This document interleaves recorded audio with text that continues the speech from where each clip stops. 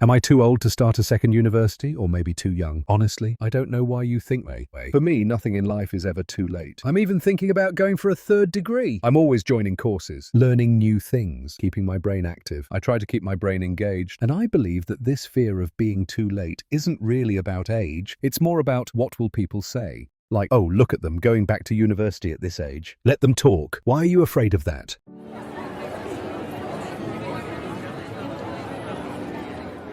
They'll say it once, maybe twice, and move on with their lives. But you are the one actually living your life. I always say this: you'll live with your regrets and you'll die with them too. There's a quote I love that's been floating around the internet. I don't know who originally said it. New York is 3 hours ahead of California, but that doesn't make California slow. Some people graduate at 22 but wait 5 years to find a good job. Some become CEOs at 25 but pass away at 50, while others become CEOs at 50 and live to 90.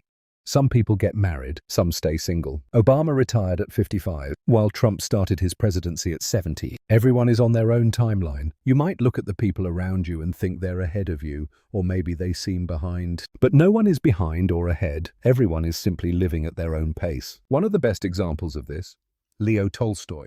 In 1895, he lost his 7-year-old daughter to measles. He was devastated, locked himself inside his house, and disappeared for days. His neighbors got worried, so they checked on him. And guess what? They found 67-year-old Tolstoy with his long white beard out in his yard, learning how to ride a bicycle. He kept falling, getting back up and trying again. Why is this so powerful? Because here was a grieving father, one of the greatest writers in history, who still believed in learning something new. His message was clear. It's never too late for anything. Time is never an excuse to not live. We all have this bad habit of finding excuses for why we're not living the life we want. We always act like there's some huge obstacle in our way.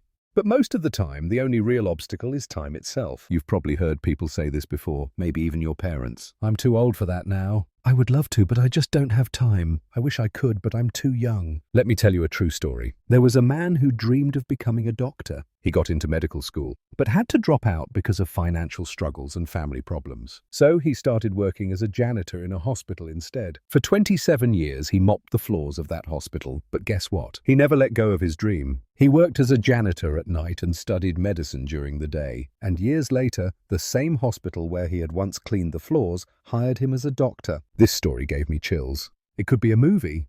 If you have passion and persistence, nothing is impossible. Ever seen Good Will Hunting? There's this scene where Ben Affleck tells Matt Damon, No, fuck you. You don't owe it to yourself.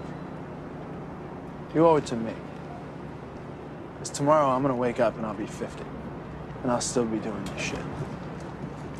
And that's alright, that's fine. I mean, you're sitting on a winning lottery ticket.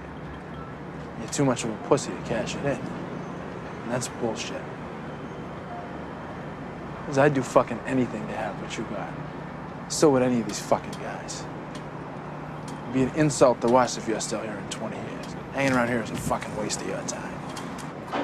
You don't know that. I don't? No, you don't know that. Oh, I don't know that. Let me tell you what I do know. Every day I come by your house and I pick you up. And we go out, we have a few drinks and a few laughs, and it's great. You know what the best part of my day is? For about 10 seconds, from when I pull up to the curb to when I get to your door. Because I think maybe I'll get up there and I'll knock on the door and you won't be there. No goodbye, no see you later, no nothing. I'm just left. I don't know much, but I know that.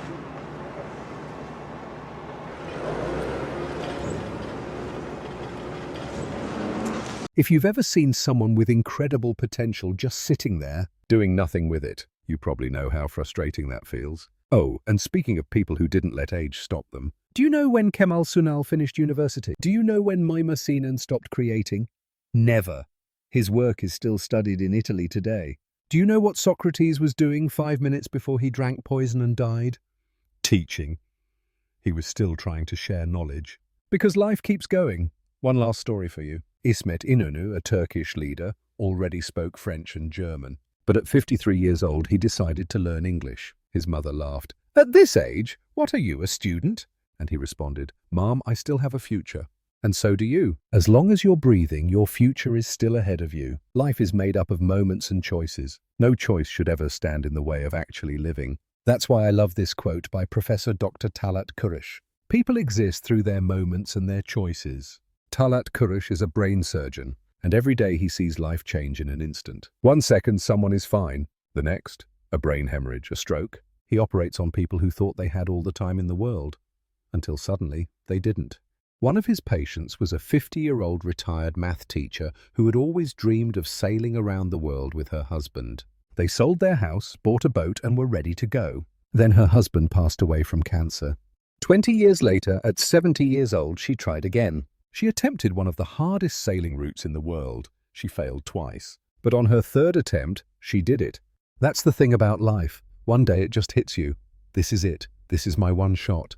And that's why, at 50, Talat Kurush himself decided to go on wild adventures. He camped in Greenland, terrified of polar bears. He went to Antarctica to see penguins and whale pods. He had never even been in a canoe before, yet suddenly he found himself surrounded by 25 whales. That's the kind of thing you should be thinking about. You have one life, just one. We don't know what happens after this, but we do know we're here now. So change your life. Start tomorrow. Dream big. Dream impossible things. Imagine climbing Mount Everest. Who knows? Maybe one day you'll make it to Mount Ararat. Imagine sailing across the ocean. Who knows? Maybe you'll start with a small fishing boat in the Mediterranean. It's never too late. It's never too early. It's just your time. And before you say, but what if I fail? Think about the Japanese sailors. They set out across the icy seas knowing they might never return. But not once did they think about turning back. So tell me, why would you?